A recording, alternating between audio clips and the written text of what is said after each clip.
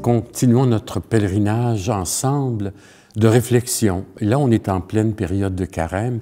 J'ouvre tout de suite par le chant thème du carême qui est proposé, que certains d'entre nous connaissent, qui a déjà été pris dans le passé. C'est composé par Robert Lebel. Tout recommence en Jésus-Christ. Prenons la route qui nous mène à lui. Prenons la route du désert où nous attend dans le silence un Dieu qui cherche un cœur ouvert pour lui offrir son alliance. Car au désert, tout recommence,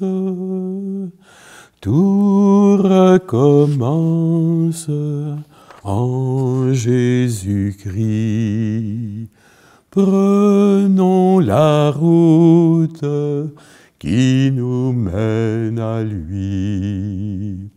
C'est ça, c'est la route que nous prenons ensemble d'une fois à l'autre pour entrer dans le monde mystérieux de la foi et avec cette certitude, cette découverte qu'on fait d'une fois à l'autre, qu'on ne peut pas aller à Dieu sans se passer de l'expérience de ceux et celles qui sont à côté de nous, les autres, ceux et celles qui croisent notre route ou avec qui on partage notre vie quotidienne. On ne sépare pas Dieu des autres. C'est la grande expérience des fameux 10 commandements qui sera célébrée dimanche, au 3e dimanche du carême. On a vu depuis 2 émissions, les 2 dernières, l'importance des autres, le cadeau des autres, et des fois, l'autre peut devenir une pierre d'achoppement, un empêchement pour aller à Dieu. Si je ne suis pas d'accord avec sa manière de vivre, si ses paroles me rebutent, me choquent, c'est comme ralentir la démarche, mais l'autre est là dans ma vie, je ne peux pas l'éliminer, le mettre de côté, que ce soit dans les médias, que ce soit chez le voisin à côté, que ce soit au bout du téléphone avec un membre de ma famille, l'autre fait partie de ma vie et je suis un être relationnel. Un cadeau. On prenait l'expérience de François d'Assise pour dire qu'à un moment donné, François, qui était parti pour vivre tout seul, comme une sorte de héros, réparateur d'église, et puis il se promenait pour faire la charité en faisant des dons aux pauvres, en servant les lépreux, tout d'un coup, se met à être fréquenté par des amis, des sympathisants, des amis de son réseau qui disaient « ce qu'il vit, ça doit être important, il ne fait pas semblant ». Alors ils se sont approchés de François pour lui demander de vivre avec lui et comme lui. François n'avait pas prévu ça. Alors quand il dit dans son testament « Lorsque le Seigneur m'a donné des frères », il s'est fait donner des frères, des compagnons de route, des gens qui cherchaient avec lui à vivre une forme de vie radicale, un peu comme les 12 apôtres. Et c'est pour ça qu'ils sont allés à Rome pour demander au pape l'approbation, la permission de vivre dans l'Église, dans le monde de son temps, de vivre comme les apôtres, de vivre la forme de vie évangélique. Alors, le don des frères. Et si on joue avec cette idée, on va loin parce que c'est ça qui fait que l'Église existe ou peut exister, d'essayer de trouver où est la présence vivante de Jésus-Christ aujourd'hui dans le rassemblement des chrétiens. Pas seulement à la messe du dimanche, mais dans la vie des gens de tous les jours. La nécessité d'avoir les autres croyants ou incroyants, ou des personnes qui sont en chemin, mais qui ne sont pas encore capables d'exprimer leur foi ou qui ne veulent rien savoir de la foi. Mais tout ce monde-là fait partie de notre pays réel. C'est-à-dire que je ne suis pas tout seul sur une île à prier le Seigneur à ma façon, en privé, dans ma bulle de sécurité.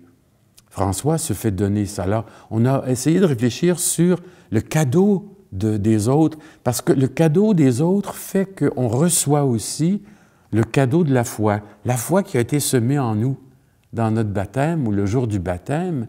Elle a besoin de se développer. Pour se développer, bien, il faut des compagnons de route, il faut de l'enseignement. Il faut que j'aie devant les yeux des exemples vivants. Ah, regarde, cette personne, elle est convaincue, elle est engagée. Quand elle parle, ça me touche. Le don des autres. Et avec le don des autres, le don de l'Évangile.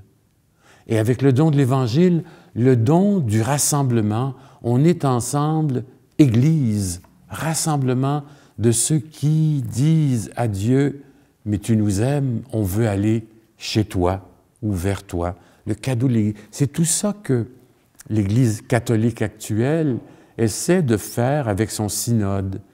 Elle se remet en question. Elle essaie de réfléchir comment elle vit sa vie, mais c'est plus rien que les évêques puis le pape là, qui se rencontrent en circuit fermé puis qui disent « Voici ce que pensent les gens ». Pour la première fois depuis 2 ans, on fait des comités locaux, diocésains, nationaux, continentaux, jusqu'au Vatican, et on met des gens autour des tables où c'est pas seulement l'autorité de l'Église, il y a du petit monde. Il y a des jeunes laïcs, il y a des personnes qui sont dans la vie religieuse, et on cherche à dire, mais où est-ce qu'est l'esprit aujourd'hui? Les autres, autour d'une même table, qui s'écoutent, qui se remettent en question, qui n'ont pas peur de dire, ça, là, cet aspect-là, c'est faible. Ou qui cherchent des moyens pour dire, mais dans un espace humain où il n'y a pas d'expression de Dieu, qu'est-ce qu'on fait? Alors, c'est beaucoup plus que les sacrements, que la pratique du dimanche, que de faire ses Pâques. C'est cette Église de tous les jours où il y a des gens dans le temple, la petite chapelle comme ici, mais en dehors du temple, dans la rue, dans les maisons, au milieu de travail. Cette espèce d'Église qui chemine elle aussi, même si on ne se promène pas avec une pancarte, puis je marque « Je suis catholique ». Alors, on en est là, l'importance des autres. Et vous remarquez qu'à la fin de chacune des saisons qu'on a regardées, je proposais un texte qui nous aidait pour renaître de nouveau. Bon, on est allé voir Nicodème, par exemple. Pour l'âge adulte, on est allé voir la Samaritaine au milieu de sa vie, au bord du puits. Elle se pose des questions, la vérité de sa vie. Aujourd'hui, avec la solidarité des autres, je voudrais vous proposer le texte du paralysé qui descend par le toit, par une ouverture dans le toit. Jésus a guéri un lépreux et il retourne dans son village d'adoption, Capharnaüm, où vivent Pierre et André, au bord de la mer de Galilée. Et le texte qui est pris dans l'Évangile de Marc, au chapitre 2, dit ceci. « Quelques jours après, c'est-à-dire après la purification du lépreux, Jésus entra à Capharnaüm et on apprit qu'il était à la maison de Pierre. Et tant de monde s'y rassembla qu'il n'y avait plus de place, pas même devant la porte. Et il leur annonçait la parole. Arrivent des gens qui lui amènent un paralysé porté par 4 hommes. Et comme ils ne pouvaient l'amener jusqu'à lui à cause de la foule, ils ont découvert le toit au-dessus de l'endroit où il était en faisant une ouverture. Ils descendent le brancard sur lequel le paralysé était couché. Voyant leur foi, Jésus dit au paralysé, « Mon fils, tes péchés sont pardonnés. » Quelques scribes étaient assis là et raisonnaient en leur cœur. Pourquoi cet homme parle-t-il ainsi? Il blasphème. Qui peut pardonner les péchés, sinon Dieu seul? Connaissant aussitôt en son esprit qu'ils raisonnaient ainsi en eux-mêmes, Jésus leur dit, « Pourquoi tenez-vous ces raisonnements dans vos cœurs?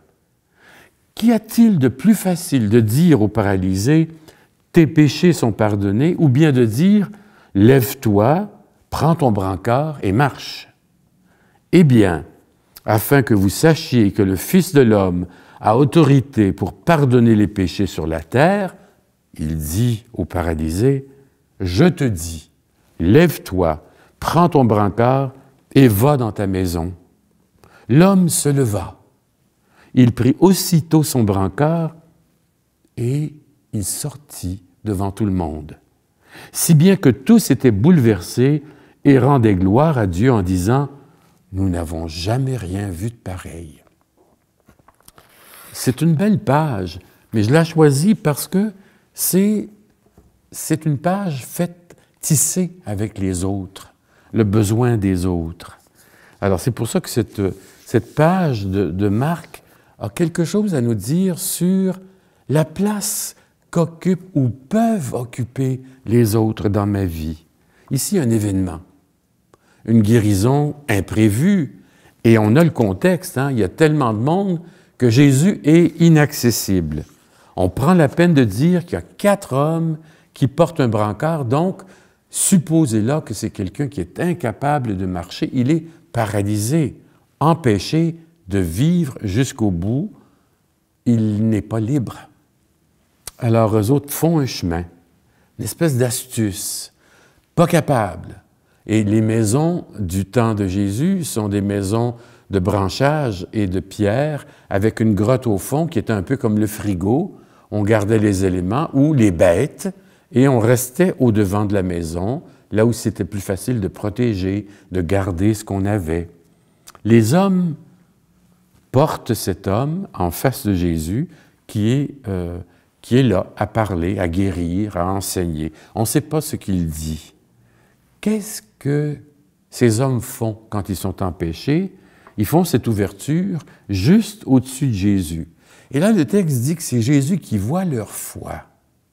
Avant même qu'ils parlent, eux, qu'ils fassent leur requête, Jésus les voit, puis il va parler aux paralysés. Bon, on dit ça n'a pas de bon sens. « Mon fils, tes péchés sont pardonnés. » Dans beaucoup de phrases, d'extraits d'Évangile, Jésus va guérir, il fait un miracle, puis après, il va demander la foi. Là, c'est le contraire. Il pardonne les péchés, puis après, il va guérir. Et l'ouverture par le toit est nécessaire. On tasse les branches, les feuilles. C'est facile à démonter, là, c'est pas comme nos maisons d'ici. Et on le descend. C'est-à-dire que c'est une astuce qui vient des amis du paralysé pour montrer l'importance, l'urgence de la démarche et pour provoquer l'intervention de Jésus. Mais vous avez entendu, hein, l'Évangile glisse sur une autre pente. Un débat absurde, comme s'il dit, il blasphème, il se prend pour Dieu, c'est pas Dieu. Les gens, les scribes, les spécialistes de la religion, ceux qui ont à cœur de défendre la religion, les prescriptions de la loi de Moïse, c'est comme si c'est seul Dieu qui pardonne. Il n'y a pas d'affaire à prendre la place de Dieu. Et là, c'est là que Jésus répond en leur posant, pas une colle, mais en leur disant, mais qu'est-ce qui est plus facile, là, de dire une phrase spirituelle de relèvement ou de demander à quelqu'un de se lever? On voit tout de suite, ça peut être quoi la réaction ou la réponse. Et ensuite, prends ton brancard et va dans ta maison. Je vais revenir à cette phrase nécessaire plus tard. L'importance des autres. Dans ma vie, j'aurais besoin, moi, à certains moments, de l'intervention d'une personne pour m'aider à porter mon brancard, ce qui m'empêche de vivre, ce qui m'empêche d'être heureux, ce qui fait que je suis paralysé dans mes choix. Des fois, c'est une personne, des fois, c'est un groupe, un réseau. J'ai besoin... Le plus bel exemple, regardez les gens qui font du meeting OAA. Bien sûr, c'est à peu près les mêmes choses qu'on entend à travers les différences, des différentes expériences de vie, l'addiction, ce que ça fait d'être pris par quelque chose qui est une dépendance qui ne part pas, et je touche le fond du fond de mon être et je le dis à d'autres, mais les autres sont là pour me porter. Bonjour, je suis Pierre, je suis alcoolique. Alors, ah, bonjour Pierre. On est capable de sentir l'appui, ce qui fait que comme c'est acquis, comme je me sens en confiance, et comme je me retrouve avec des gens qui ont vécu ou vivent à peu près ce que j'ai traversé, je me sens porté, supporté. compris. Alors le débat ici, c'est comme si de dire à Jésus, mais tu n'as pas autorité pour faire ce genre d'intervention. Alors la leçon, c'est que Jésus dit, c'est beaucoup plus facile de prononcer une parole qui redonne du cœur, de la vie, qui vient alimenter la vie spirituelle, que de poser un grand geste comme celui de guérir. Mais ce geste-là, ce n'est pas de un à un. C'est toujours les autres qui l'ont provoqué. Quand il dit « lève-toi », prends ton brancard, on ne connaît pas le grec, là, vous ne connaissez pas le grec, mais c'est le même verbe que pour dire « réveille-toi », ressuscite. Hein? Il est ressuscité des morts, il s'est levé. Il s'est levé de la mort, de tout ce qui était la finitude. C'est la même. Lève-toi, c'est-à-dire réveille-toi. Jésus lui donne sa carte de noblesse de liberté. Dans certains récits, par exemple, Jésus, comme je le disais tout à l'heure, va demander d'avoir un peu de foi, puis ensuite il va dire, ne pêche plus, ne pêche plus. Ici, c'est l'inverse, avec cette idée de prends ton brancard, retourne chez toi avec le signe de ce qui t'a emprisonné si longtemps. Retourne chez toi avec tes cicatrices qui vont te rappeler d'où tu viens. On en a tous des brancards, des grabats, des lieux qui nous rappellent là où on était faible dans notre vie, où ça a moins bien marché. C'est sûr qu'on n'est pas toujours en train de se regarder « Ah, j'ai été opéré là, puis je regarde ma cicatrice, hein? » Mais je sais d'où je viens. J'avais vu une fois, quand je travaillais dans le Centre-Sud, vraiment, c'était une scène de Michel Tremblay. Les femmes étaient toutes aux fenêtres, on était voisins, puis elles étaient à côté sur leur oreiller, puis c'était un concours de cicatrices. Qui c'est qui avait la plus grosse cicatrice? La plus grosse opération. Tout le monde s'est mis à rire parce que c'était burlesque. Mais on n'est pas seulement une cicatrice. On est plus que le mal qu'on a traversé ou combattu. Les gens qui finissent un deuil savent comment ça a été pénible et ce qu'ils ont payé en larmes, en réflexion, en révolte. Toutes les étapes du deuil, on sait d'où on vient. Là. Prends ton brancard. Sois libre. T'es debout, reste libre. Fais un homme de toi, une femme de toi, mais en même temps, n'oublie pas d'où tu viens. C'est beau, ça. Jésus le renvoie à sa responsabilité et à son humanité. Moi, j'ai besoin du support des autres, de l'ingéniosité des autres. Je ne peux pas passer mon temps à organiser des liturgies ici sans entendre ce que les gens disent, ce que les gens veulent, ce que les frères décident à la fraternité, l'espèce de support de la communauté chrétienne pour dire, bon, on va avoir un Noël tranquille, on va avoir une fête de Pâques qui nous donne l'espérance. Et j'entends des gens qui disent, moi, je ne viens pas à l'Église pour me faire parler du téléjournal, je viens à l'Église pour me faire inspirer. Bon, alors, on écoute les autres, ce que les autres disent. La question, c'est, est-ce que je dois toujours penser comme les autres? Est-ce que j'ai mon opinion à moi? Si je parle toujours comme le Journal de Montréal, je dis rien de plus. C'est pas contre la publicité de ce journal, mais pour dire, si je fais seulement véhiculer les manchettes de ce que j'entends, de ce qu'on dit, c'est quoi ma parole? Qu'est-ce qui fait avancer ce qui se passe dans la société? Au plan chrétien et spirituel, c'est la même chose. J'ai besoin de l'autre. Vous savez, quand on a parlé de l'adolescence et de l'enfance et du besoin d'avoir des guides dans notre vie, des personnes qui nous inspirent ou qui déclenchent une passion, qui allument en nous un intérêt pour la science, les sports, les arts, les médias. C'est un cadeau d'avoir des pédagogues sur notre chemin, des allumeurs de passion et d'espérance, et j'espère que vous en avez eu dans votre vie, des hommes et des femmes qui vous ont permis d'être ce que vous êtes, parce qu'ils ont déclenché ça en vous. Mais si on m'a aidé, moi, une fois, une seule fois, avec une qualité de cœur et d'âme, je veux que ça continue. Je veux reproduire cet événement, un peu comme les 3 apôtres qui sont en haut au moment de la transfiguration et qui veulent arrêter le temps. Ah, Pierre dit, on bâtit une tente, on arrête le temps, Seigneur. Une pour toi, une pour Moïse, une pour Élie. Pierre, il veut que ce qu'on vit d'important et de fort soit continu. Ils sont trois, les autres, les intimes de Jésus, ceux qui l'ont suivi. Alors ici, on a un peu l'expérience avec le paralysé que ce que ça peut nous dire, c'est qu'on ne guérit jamais tout seul. Je peux avoir le système de santé en arrière de moi, puis par les temps où ça va, il n'est pas facile parce qu'il est embourbé de la paperasse, de la bureaucratie, de rendez-vous qui mettent du temps à se prendre, de sorte que les maladies, les interventions sont annulées, retardées, mais j'ai besoin de ce système-là. Mais pour guérir, j'ai besoin aussi d'avoir, si vous avez l'occasion d'avoir un médecin de famille, d'avoir quelqu'un qui vous comprend, qui n'est pas là juste pour signer 15 minutes de rendez-vous, mais qui vous comprend, qui vous pose des questions, qui vous remet en question. Tu vas arrêter de fumer? Tu ne fais pas d'exercice? Qu'est-ce que tu manges au fond?